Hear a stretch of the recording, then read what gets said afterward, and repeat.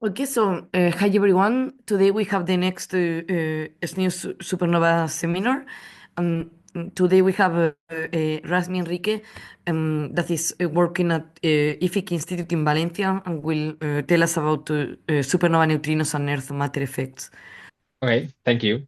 So thanks for the introduction and thank you for letting me present my work here. And yeah, as you said, today I'm gonna talk about how to use Earth matter effects in order to learn key astrophysical and fundamental properties after like the huge flux of neutrinos that we could obtain in a future supernova explosion.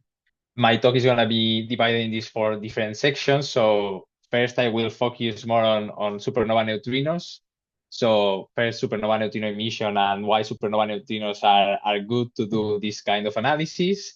Then I will focus also on how neutrinos reach the Earth and where are the effects that we want to take advantage of. And finally, I will particularly focus on two different works that I've done and that could shed some light on fundamental properties, like an Earth tomography to shed light on the interior of the Earth, composition, and measurement, a future potential measurement that we could obtain on the solar mass splitting parameter and see how it compares to other measurements that we currently have. So. Yeah, first of all, going to the supernova neutrino emission, I think that here, like you know much more than me about how like the star dies and emits the different neutrinos that we observe.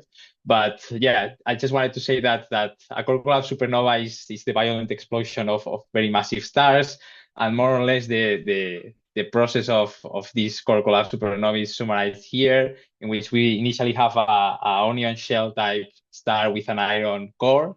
And basically, like as temperature increases and increases, what happens is that like photodisintegration of iron nuclei starts being allowed, and also electron capture starts happening, and then it generates a gravitational instability that makes the core collapse, and also releasing electron neutrinos. And basically, the core here is collapsing until it reaches a state in which a early protoneutron star is forming and a supernova shock is emitted. And this is mainly known as the neutronization burst. And after this happens, like you have an early protoneutron star and a lot of different matter in the surroundings, and this protoneutron star is starting to accrete all this material, and this is known as the accretion phase, while also radiating neutrinos of all flavors. And yeah, we have also that at late times, this protoneutron continues cooling and emitting more neutrinos, and this is known as the cooling phase. So we have a lot of neutrinos emitted on different phases and more or less all this process lasts of a time scale of about 1 second, 1 or more seconds. So this we also know more about this because like we have detected this kind of events. So supernova 97A was kind of we had a lot of different neutrino experiments running, and then we had like an excess at the time of the explosion, and we see here that a lot of events were like concentrated in a very short period of time, like more or less 10 seconds. And basically we kind of have some confirmation of this theory working because we already detected a supernova, but the experiments were small, so we just had a bunch of events that definitely couldn't say much more about the fluxes or the process. So why supernova neutrinos? We have here like different neutrino fluxes that reach the different detectors. And as you can see here, there are the fluxes as a function of the energy. So supernova burst is here, and it has like the highest flux at highest energies, in the sense that we have solar maybe a little bit higher and cosmological neutrinos, but like at the MEV more or less, they are the highest flux, and this is a good thing to have. So a really high flux. But one of the good things that we have is that almost all the energy of the explosion is released in neutrinos, and that is why we have this super high flux.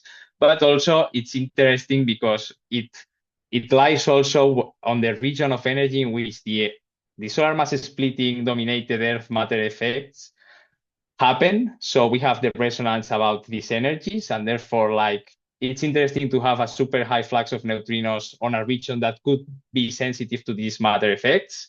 And also because, like, since the burst just lasts around 10 seconds, what happens is that we can effectively remove all backgrounds. So it's a pure measurement of neutrinos without any backgrounds, and there are a lot of events. So these are like are pretty good things to have, and they are the best things about supernova neutrinos. But on the other side, there are like some bad things, like the uncertainty that we have on the fluxes, because as I said, like we have just a bunch of events on different detectors, and like we don't really know how these fluxes are. And also that, like, since it's only one event, like we don't have a continuous flux coming from different directions, a diffuse flux, sorry. We just have like one emission that reaches your detector in one direction, and that's it. And that's also like, we can't control that, and the direction that we have is the one that goes. So more or less, these are the main things that, sorry. Before you move on, there's a question. Go on. Yeah, so, well, maybe, yeah. So can you go to the previous slide? Okay. So we know that there's a cooling phase of a core collapse supernova neutrino, which okay, but shouldn't the cooling phase continue even now for cold neutron stars, and shouldn't one get neutrino emission in the keV energy range? Probably we'll never detect it. Okay, but I mean that is not mentioned on this graph also. And just in similar question, shouldn't there be a similar effect from white dwarfs also, cooling of white dwarfs? Which I don't think ever detected, but shouldn't that happen in nature? I don't really know about this because, I mean, as I said, I don't Basically focus on from the this Urka process. particular. Okay, when I'm talking about neutrons, I'm talking about just cooling of neutron stars, cold neutron stars through the Urka process. No, yeah, but I mean, I don't really know about the emission at these very low MEVs, very low energies, but because, I mean, what I'm gonna say is that even the MEV is almost detector. Well, for the detectors that I'm going to consider, like you can't even see anything for more than one MEV. So I like haven't focused on lower energies, so I really don't know about like what could happen for that kind of phenomena. But yeah, I'm sorry about that. But I can take a look into that and I'm not answer aware of any later. paper, so that's why I asked. So Okay. If I well, can I've just seen jump. one paper by Nosinov, I think around 2009, but that's it, I think. Okay. So If I could jump in, yes, there may be sure. keV neutrinos, but there won't be an Earth matter effect for those keV neutrinos. No, yeah, of course. Yeah, no, just the flux, just the fact I'm where it should be on this graph. Probably it's only of academic interest. Okay, so but I was just curious about that. Yeah. Yeah. I mean, okay, maybe since it's directional, it could be, but I don't know the detection processes that would happen in detectors of the key beams right now on the top of my head. So, but yeah, Well, of I course. doubt we'll ever detect cosmological neutrinos also, but that doesn't prevent people from making that theoretical curve. But anyhow. Okay. Well, sorry about that. And well, so I'm going to continue now with the next section, in which I'm going to just like tell you a little bit of how these neutrinos are emitted and they reach the Earth. So I don't think that I need to convince you that a neutrino could be emitted with one particular flavor and detected with another one. And this is like the phenomenon of neutrino oscillations. So basically, like here we are showing the fluxes that we expect at the detector as a function of the initial electron flux times the survival probability of electron neutrinos. plus 1 minus that survival probability times the flux of the new X neutrino, that is the mean of states mu and nu tau, but this is a common supernova notation, so I guess that you are used to this. And yeah, basically here this probability of survival for the electron neutrinos from the initial fluxes depend on the Hamiltonian of vacuum plus matter, and we have a matter potential that is very relevant because it modifies the oscillation probabilities both at the interior of the supernova, and also if they cross the Earth, also here they will affect, and that's the main focus of this talk. But yeah, like having this, we could also try to understand like how a supernova emits neutrinos and what we expect from some different models that are on the literature. So I'm gonna start first with the initial part of the initial fluxes, and here I'm showing like this 120 solar masses flux. I am using this as a benchmark model, but then I will show also different models that we took, because yeah, this is the most uncertain quantity of all the study. And of course, like there are a lot of different simulations. They have similar results, but then not really, because there are a lot of uncertainties. So there is huge variability between one simulation and another. So this is the most uncertain quantity. So we will try to narrow down the effects, but I have to use one just to show things. So this is my benchmark case, in which I'm showing the electron in neutrino flux in black, the electron neutrino flux in red, and the nu X in blue. And so after this, I am going to assume that neutrinos undergo adiabatic transitions inside the supernova, and they get out like as pure mass states. And this also depends on the ordering. And for normal ordering, we have these transitions here, and for inverted ordering, the relevant transitions are these ones. So neutrinos are emitted in flavor state, of course, are created as a flavor state, but as they go traveling out through the matter of the supernova, they undergo these adiabatic transitions, and they just get out as mass states. And once they are out as massive states, like mass states are the eigenstates of vacuum, so they just travel unperturbed until reaching like the exterior of the Earth. So they don't change in mass or anything. And finally, when they reach the detector, if we are lucky, because we will focus on the Earth matter effects, they will just also have experience Earth matter effects when they cross the Earth until they reach the detector. So here, just to show how the initial probabilities of survival would look, here we have that for normal ordering and neutrinos, they are proportional to this value. So we see that they are suppressed by θ13. And it happens the same for antineutrinos in the inverted ordering case. So in these two cases, it's very difficult to see a matter effect. But on the other cases, so antineutrinos in normal ordering or neutrinos in inverted ordering, we have here some sensitivity to the matter effects via these probabilities that depend on the main relevant parameter governing these matter effects, that is epsilon. And the epsilon is just the ratio of the matter potential, well, the energy matter potential, the solar mass splitting. And here, this parameter is the one that is going to give us all the different, how big the effect is and how we can test it. So now, what I'm going to do afterwards is focus on the two different things that could be done. That one is like, if we assume that we know the solar mass splitting, which we of course have at a good level thanks to the Juno measurement, we can try to see if we can be sensitive to this matter potential inside, and therefore, if we are sensitive to the density of the interior of the Earth. And that will be like one of the next parts. And also we can play the game the other way around. So we also have a pretty good knowledge on the interior of the Earth. So we have the PREM model. We have, thanks to seismic waves, a lot of knowledge of the interior of the Earth. So we can try to see what what measurement can we obtain on the solar mixing parameter that has some historical tension going on there between solar measurements and reactor ones. But yeah, I will later focus on these two things. Now I just when all these neutrinos reach the detector, then like you detect them with different processes, and throughout this work I'm going to just focus on these three future neutrino detectors that are Hyper-K, Dune, and Juno.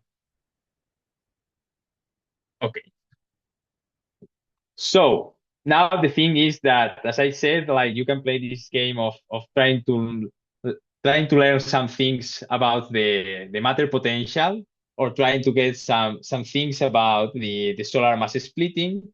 And yeah, in this case, what we're gonna do is an Earth tomography, and I am going to show like how are the results on a future forecast for these detectors, that Dune, Hyper-K, and Juno, in measuring in being sensitive to these different changes on the density in the interior of the Earth.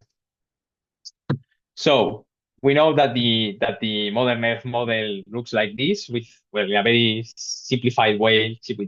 We just have the core with two different layers, the inner core and the outer core, and the mantle and the crust. And we know this because we have like a huge web of seismic wave detectors around the world. And through different measurements of these seismic waves that could be of the S type, of the P type, we just obtain a huge measurement we measured a lot of different seismic waves, and this allowed us to get a really good knowledge on the interior of the Earth. And more or less, just so I'm showing here like a table in which these different measurements are placed. And as you can see, they do not have any uncertainty or anything. So we just have like a different tabulated result for different layers of the Earth. And out of this huge table of measurements, we can derive this preliminary reference Earth model, or PREM, which is just a parameterization of this table in different layers. But here the thing is that like seismic wave propagation suffers from a lot of uncertainties on you need to know a lot about the composition of the interior of the Earth, the temperature and the pressure, and these are things that we do not have under control, and we do not know pretty well. So here, the question would be like, is there another way to measure the interior of the Earth that is not seismic waves? And yeah, neutrinos here come to save us, and they could provide a different measurement using only the weak interaction, and that's what I'm going to focus on. So we have two different types of neutrino tomographies. The first one, that is the one that I'm going to perform in this analysis that I'm going to show later, is basically oscillation tomography. And the oscillation tomography is just trying to see the different changes that you expect on the oscillation pattern of neutrinos, thanks to the presence of these terms this matter term in the Hamiltonian that alters the probability pattern. As you can see, it enters directly within the two neutrino probability oscillation probability. And this has been proposed also this has been proposed like using man-made beams, supernova neutrinos, solar neutrinos, and atmospheric neutrinos. So the idea to perform this is not new. Like it has already been studied in some papers long ago. And the thing is that the result was really optimistic, and we wanted to revisit that. And then this oscillation tomography is basically like lower energy neutrino tomography, in the sense that these oscillation patterns you can only see if you are on the MEV or maybe the FIB-GeV. But then as you move up to higher and higher energies, what you have is also absorption of neutrinos, and with this absorption pattern, you can also try to do different tomography studies. And this has been also proposed with man-made beams, cosmic neutrinos, and atmospheric neutrinos. And I am particularly mentioning this absorption tomography because neutrino tomography looked like something impossible, but it's a reality. It has already happened. And in this slide that I extracted from Sergio Palomares' Ruiz talk, basically what it's shown here is that the first neutrino tomography performed using 1 year of atmospheric neutrino data from IceCube. And as you can see, the error bars that they have on this 5-layer model, they are huge. But you could already see that they are trying to hint the nucleus in some sense here, they shift to higher values, and they also know that this analysis is being updated. So I guess that soon you will have some update with more IceCube data, but yeah, in principle, this is a pretty good result, just considering that you have only 1 year of data of neutrinos. So focusing on what we did, we did not do this 5-layer profile because it was it complicated everything. And then with supernova neutrinos, maybe you couldn't learn as much. So what we did instead is we just took the PREM profile that I'm showing here. We split it in half, and we have just the core and the mantle. We just fix one of these two parameters, imposing that we know the mass of the Earth. And therefore, our only free parameter is the normalization of the core. So we are just varying the core and the mantle densities, but accordingly, just knowing that we know the mass of the Earth. And so in the end, the density that a neutrino would travel from the outside until they reach the core of the Earth would be in this direction. This is the travel that a neutrino, the trip of a neutrino that goes in this direction. And the different densities that neutrinos could feel on their way to detectors, it depends, of course, also on the incident direction, which is a parameter that we also studied in order to give since we can't control where it's going to happen, where the supernova is going to happen, we studied what could be the possible outcomes of having it at different incident directions. So the main thing that we want to observe are the changes on the probabilities. And as I said here, we are on the region in which we have dominant matter effects due to the solar mass splitting of neutrinos on a region of around 400 MeV, more or less. And we can see that also, for example, here in this figure, in which I am showing the probability of nu2 to nu-e or anti-nu1 to nu-e part as a function of the energy. And here I'm showing the vacuum case as a black dot line. And of course, that in that case, it's constant. We don't have oscillations. And then I am showing the cases in which they cross the Earth. Well, the vacuum case would correspond if they reach the detector without crossing the Earth. Then the blue line corresponds to the case in which they travel the whole diameter of the Earth before reaching the detector. And then this, assuming the standard PREM model. And then these two are just a 30% variation on this normalization of the core parameter that will also change the normalization of the mantle accordingly. But then you can see that the effect is pretty high, above 40 MeV, and you could try to see these differences. Of course, then you need some particular fluxes to see this, but I will also come to that later. So basically, this is the main effect that we want to be sensitive to using these supernova neutrinos. I am showing here also now the 4 different models that I'm going to use throughout the whole study, because I just showed the Warren 20, but just for completeness, I am placing the other 2 Warren 9 and 120 solar masses and the Garkin one that is here. We can come later here if you have any question, but because there are some differences between these fluxes, but yeah, in principle, the analysis is the same. We just choose one or the other. And in this particular case, we choose our benchmark that is Warren 20.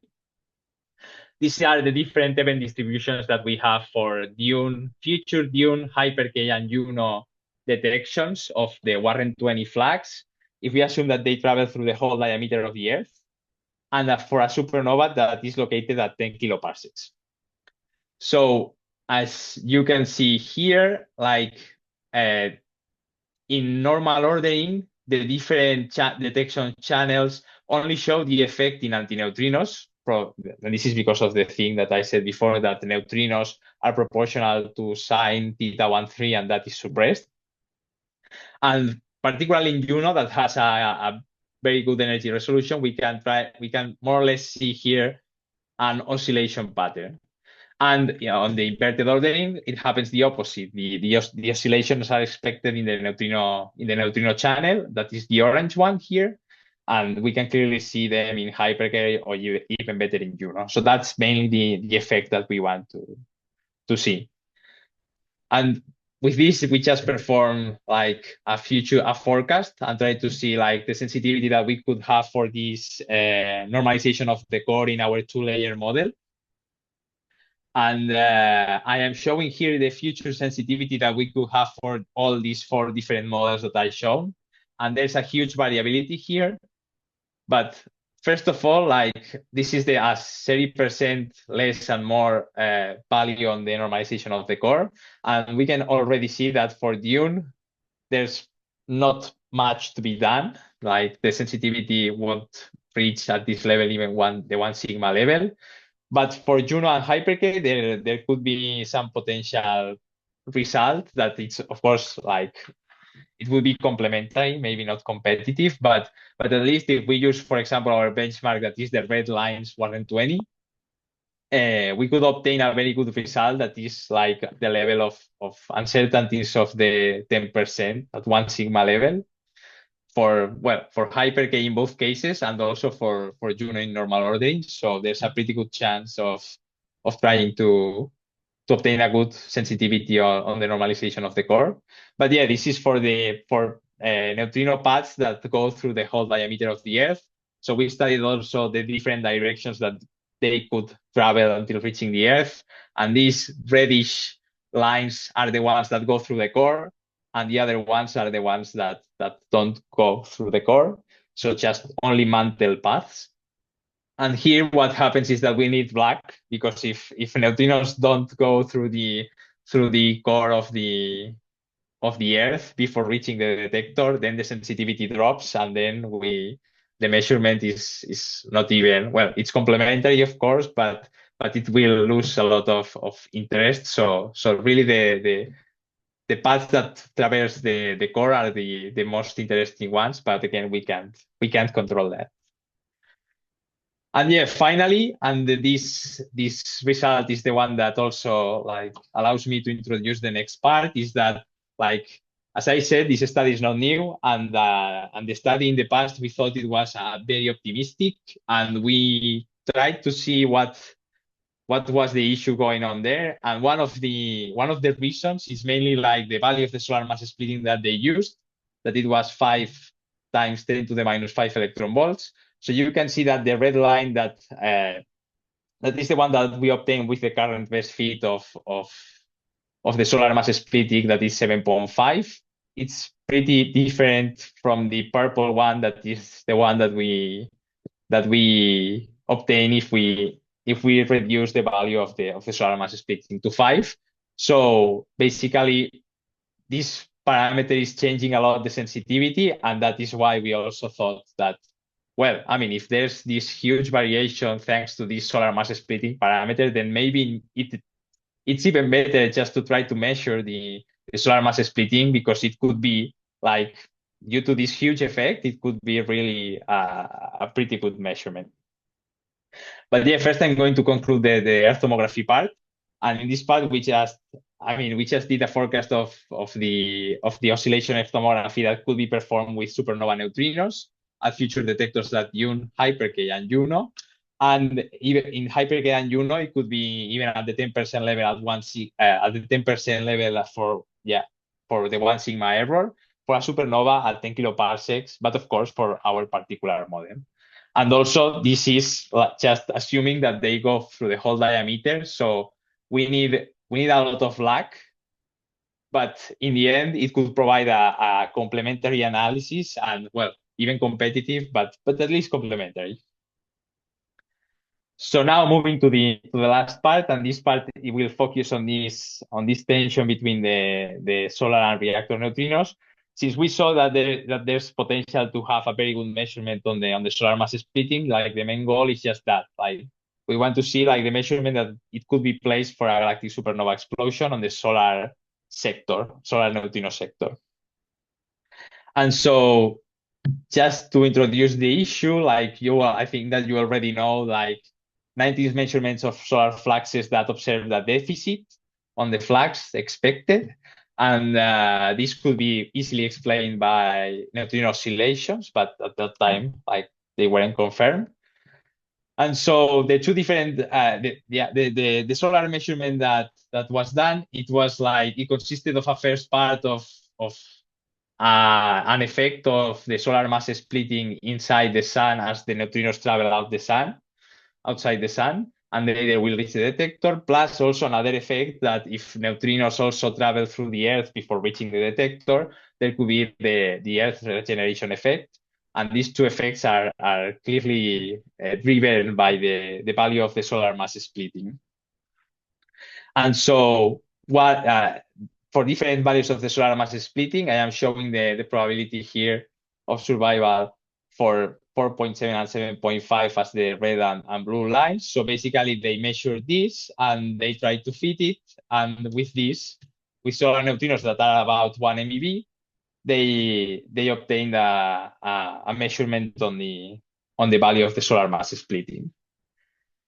Since the measurement was hinting that the value was 10 to the minus 5 electron volts squared, then like an easy way to test it was like the natural one to say, okay, like what experiment can we build? And then you take the standard oscillation probabilities, you play the game of making the phase order 1, and you see that for reactor neutrinos that have also 1 MeV, of energy of 1 MeV, you can place, you see that you need to place a detector at 10 to the 5 meters or 100 kilometers. And that's what the Camlan collaboration did. They put a detector in the middle of a lot of different reactors with an average distance of 180 kilometers. They were expecting these reactor neutrinos that are the black line, and they obtained these data points. So they tried to fit some oscillations there. And these vacuum oscillations obtained the best fit for the solar mass splitting. And so the main situation after these two different measurements is the one that I am showing here. Camlan obtained this blue result, and Camlan just measures reactor antineutrinos and vacuum oscillations, while Super K plus SNO measure the solar neutrinos and are sensitive to the sun and earth matter effects. As you can see here, like the measurements almost coincide, and there is actually a 1.5 sigma tension that I know it's not a huge value, but in the past this tension was higher because also the Super K and SNO result was lower. But also we can see that the best fits for both measurements differ a lot. So like we know 1.5 sigma tension is not like a huge tension, but we also thought that like, okay, supernova neutrinos will also perform a complementary measurement. They will measure also, in this case, Earth matter effects once they travel through the Earth, if they travel through the Earth. And once, if they travel through the Earth, they could also place here some measurement. So we just want to show more or less how the supernova explosion would play would introduce a measurement in this plane, and how things could get really, really interesting. So this is the same that I showed before. We know that, I mean, we are, in the end, we aim to be sensitive to these changes on the probability that are mediated through this epsilon parameter that is the one that I stated before. And for the tomography, we were like saying that we know the solar mass splitting parameter and trying to get to know the value of the electron density actually, but yeah, the potential. And now we want to play the opposite game. We say, okay, we know the prem profile. It works pretty well. Everyone uses it. So let's see like what's the sensitivity on the solar mixing parameters, because there's also some dependence on theta 1, 2. Although the main parameter, the strong effects are driven by the solar mass splitting. So we took the different fluxes, and in this case I'm showing the 121. And if you assume that you have the best fit of Camland as the true value, you will obtain the green line that I'm showing here for the observable in inverted ordering. So this is the fluxes that we expect at the detector, after traveling through the Earth. And for inverted and normal ordering. And in green, you can see like if the Camland best fit is the true nature value, you would have the green lines. And on the other hand, if the super K plus SNO best fit is the one that is the nature, the one that nature chose for that solar oscillation parameters, then the pink line is the one that we will have. So as you can see, we could be also very sensitive to these different oscillations because they have very distinct patterns. And so we did the same. We placed a supernova at 10 kiloparsecs, and here I am showing like the results I showed on the first slide, in which we have the Camland and Super K and SNO results. So like this is the measurement of Camland, Super K and SNO, and this is the combination that is mainly the solar mass splitting from Camland and the theta 1, 2 from Super K and SNO. And here a future supernova, assuming that we have the true nature value as the Camland one, would place this kind of measurement, assuming the Warren 20 flux, that we will detect this at the Hyper K detector, normal ordering, and that the neutrinos travel through the whole diameter before reaching the Earth. So as you can see here, this will alleviate the tension a lot because we will have a good measurement, but it will be also in agreement with Camland. But on the other hand, the measurement, if the true nature value is the Super K plus SNO, what would happen is the opposite, because like it would be an even better measurement, but now the tension between Camland and the matter effects measurement would increase and dramatically. So at this point, it will be 5.5 sigma, but like since as I said, like the incident direction is also something that we can't control. So we obtain like for different incident directions the result. And here I am showing basically the 1 sigma errors for the relative errors for the solar mass splitting parameter and the sine squared of theta 1, 2. And these are the results that we have from Super K and SNO and Camland. And these are the ones that a supernova forecast gives us for if we assume that the best fit is solar in blue and the Camland, if we assume the Camland is the true value in red. And as you can see here, like just this particular piece would be like the one that is not competitive, but for most of the incident direction range, we would have a pretty good result that could be comparable to the ones that we currently have. And even for the sine squared of theta 1, 2, we would even have a better measurement for almost all the range.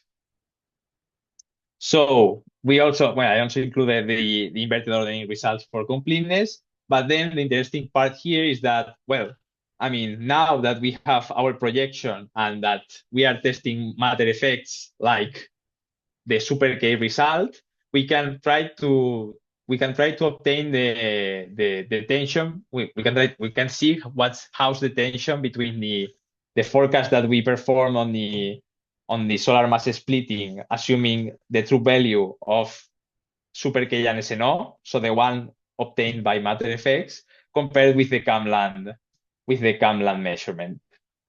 And so with this, the results are the following ones.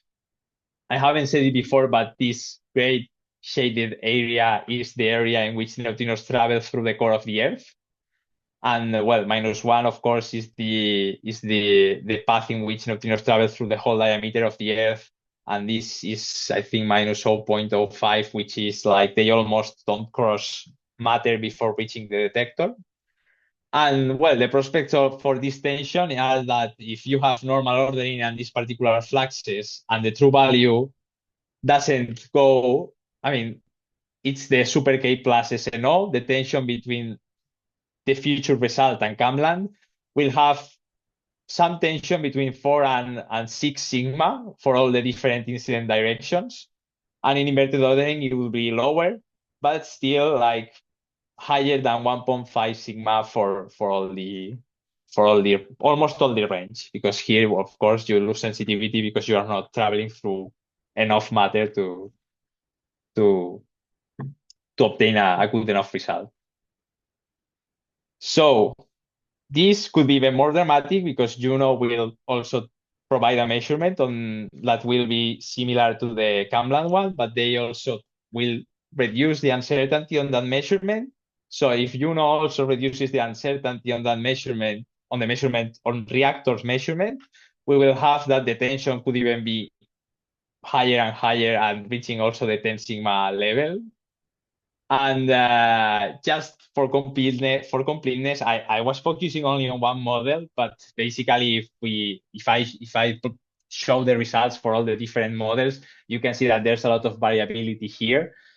But still, like what we found out here is that like if you have enough statistics at the tail of the spectrum, so like from 20 MeV to 100 MeV, like if you still have some events at 100 MeV, so enough luminosity at the tail of the supernova spectrum, then like that would be very beneficial for this analysis, because that's how these red and blue fluxes are. And also you need splitting between the new X and new E bar, new X and new E flavor. In the normal ordering new E bar, because you detect everything almost by inverse beta decay. But yeah, the thing is that like you need splitting between new X and new E flavors at the tail of the spectra, and also high enough luminosity to see these oscillation patterns. And these are things that, of course, we can't control, but since we don't know and there's a huge of uncertainties, this could be the future scenario. So to conclude this part also, I just wanted to say that this supernova, the future supernova explosion, could provide a competitive measurement on the solar mixing parameters. And if there is no flux equipartition, which I know is some of the current debatable issues within the community of supernova neutrinos, but if there's not flux equipartition, there will be a measurement. We will place a measurement here. So let's hope for the best, and if there is not flux equipartition, there we will have a result. I wanted to stress that. And also, like, this result could be a solution to this long-standing tension that now it's just 1.5, and the thing is that probably we will just measure the Camland result, and therefore this tension will just disappear. Or, well, I mean, if you like new physics, you can try to think how to explain differences between matter effects and vacuum oscillations, because this tension also could grow higher in a future scenario. And so with this, I arrived to the end of my presentation. I just wanted to talk about like the future possibility of exploiting these Earth matter effects using neutrinos coming from a galactic supernova explosion.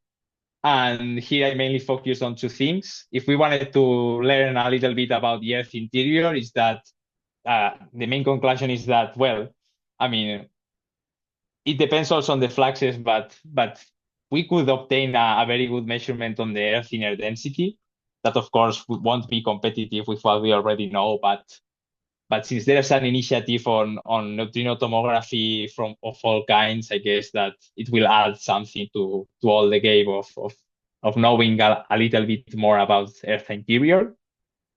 And on the other hand, like, if we assume that we know the Earth and we want to get to know what's happening on with the solar oscillation parameters, this future supernova explosion will provide a measurement on these solar sector parameters, and as I've showed, it could be competitive. So let's hope for the best and see how this supernova explosion is. So with this, I thank you all, and yeah, I could welcome any question. Thank you, Rasmi. So, are there any comments or questions? Yeah, I see Santano. Yeah. So, what about lensing of supernova neutrinos? Can we get an enhancement due to lensing, or is the probability very low? I Gravitational think lensing. there's a paper studying this, but I think the effect is low. But again, I mean, I'm not an expert on this. I think I know there's a paper, so I can check it and send it to you. But I think that effect is very low, and yeah. But it also depends on the alignment, right? Let's say if there's a black hole between us and the supernova or some massive objects, then it will enhance. Naively, I would think it will enhance you'll get magnification, because of magnification, you will get a larger signal. Yeah, Okay, but the that's thing what I is would think. that also it's a galactic supernova, what we are thinking of. So, I mean, I think that like for the distances that I'm talking, maybe the lensing is not. I mean, I think that the distance is the main Okay. issue with thinking about enough lensing that will affect this measurement. Thank you. So, the next question is Veronica. Hello. I would like to ask basic question, probably pretty technical for this exact talk. It was slide 7 when you said that, okay, if there is normal inverted ordering, we would consider only mix like transition to first and second mass state or first and third mass state. Why exactly we just neglecting one of them because the mixing parameter is small, or what exactly is happening here? You mean these ones? Yeah, yes.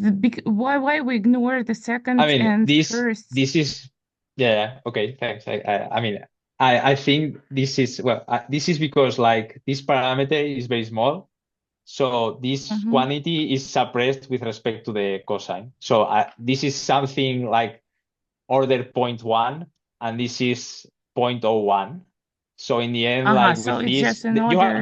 you still have oscillations, but that oscillations are suppressed. So like you can't actually resolve them on the detectors. So it's just but you have oscillations there also, just one order of magnitude lower. Makes sense. Thank you. And second question about the same stuff. If this is a supernova, and I believe later on you consider like 10 kiloparsecs, so it's pretty far away. So the oscillation should be averaged by the time they arrive to the Earth, right? Sorry, I couldn't hear it well. It's what's average? Sorry. No, it's some like the phases should be averaged, right? Because they were emitted pretty far away, and at some moment they detach from each other and they stop to oscillate, right? So at the very end of the day. No, I think I got it, but I mean, I think that you are thinking on flavor states, and if you emit a flavor state, then the phases is when they get averaged. But here, like when they are produced inside the supernova, they are emitted as massive states. So these massive states, they basically like just travel without changing because they are the vacuum eigenstates. So we have obviously inside atmosphere in Earth they will be oscillating all of this, but we have exactly what we emitted from, I don't know, somewhere at the very surface of the supernova. So they kind of didn't change. Okay. Yeah. I mean, the fluxes that you get out, well, I mean, this is an assumption, and this is also under debate on the community. I'm not saying that I mean, there are a lot of different things that could be going on inside the supernova. But once they are emitted as massive states, if they are emitted as massive states, then like these pure mass states will be the same ones that will reach the Earth, and if they go through the detector before traveling through Earth matter, then those fluxes will be exact. Well, that's the ideal situation to measure supernova fluxes. It's the worst in this case scenario, but it would be the best to really get to know how the supernova fluxes would be. And yeah, those fluxes will be exactly the ones that the supernova emitted, of course, under the assumptions that I said, the adiabatic transitions going to massive states. Thank you. That's all from me. Any other comments or questions? Sunsaku? Hello, hi. Thanks for a Hi. very nice talk.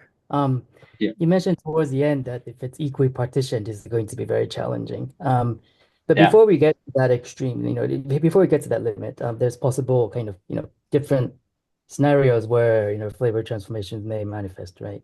Yeah. As you suggested, this is sort of ongoing and it's hard, but at the same time, are you aware of any kind of strategies or practical ways you can still do something that you're talking about in light of uncertainties on the oscillation side? I mean, I know that I don't know much about this, but what I can say is that like some of the main effects that you would have, for example, or that have been stated on the literature that could happen are like swaps or splits. Sure. So in the end, if you have a swap, like it's changing this flux for this flux, so the sensitivity will be the same, and that will be fine. Because you are just basically saying, okay, this is this and this is that, but since you are sensitive to the difference, then okay, maybe you will gain a little bit or lose a little bit, but the main result would be the same. And then, I mean, there are some different scenarios in which, well, I really don't like to show this because it's a very fast check that I did. But even if you have a flux that is at almost equipartition, you still have some hope to measure something. And for example, like here, I am showing this particular flux that is almost equipartition. And even with this tiny splitting, that is the black line and the red one, which are the ones that give the main result to hyper K, we see that we could obtain a measurement that is comparable to the super K plus SNO. So still, like, of course, you aim for Juno, for a Juno-like measurement, so really narrow on the solar mass splitting, but still with this with this kind of initial fluxes, which I think are very pessimistic, you still have a good measurement of, well, a competitive measurement with the ones that you have. So this for the solar mass splitting. Then for the tomography, I would say that would kill any hope. But again, like here, the main thing is that below 20 MeV, detector resolution kills all sensitivity to these oscillations. And then above, I would say that that half of the sensitivity comes from 20 to 60, and the other half from 60 to 200 MeV or something like that. And yeah, basically that's also why I stressed that you need to have high luminosity at the tail to really see to really have a pretty good measurement. But from 20 to 60, I guess that everyone knows that there will be like an enough luminosity measurement, and there you have still an energy range in which you could try to do some things if you don't have equipartition among flavor at the emission. But yeah, It's really sensitive, yeah. Small departure from equipartition could still be useful. Yeah. I see another question from Michaela. Hi, thank you. Thank you for the very nice talk. It was very comprehensive. So I've been myself reading a little bit about neutrino tomography using supernova neutrinos. Maybe there is something that I misunderstood, so I'm happy to ask you about it. I thought that it is kind of needed in order to really see the Earth matter effect and decouple it from all the rest, essentially. I thought that you needed a detector essentially before and one after, Yeah. some surface layer. So essentially, two detectors in the antipodes, hopefully, or just essentially one receiving directly the supernova neutrinos, ideally on the surface or closest to the surface, and one after at least the mantle of the Earth. So is it correct, or was it somewhere here and I missed that? Well, I mean that's basically the assumption of saying that we know the initial fluxes perfectly. So like basically we assume that we know the initial flux, and that's basically the same of what you're Okay, so saying, you in the sense that okay. we in order to do this, we are assuming that we know perfectly the fluxes. I think that the level of knowledge that we could get of the fluxes is pretty good because there are a lot of events.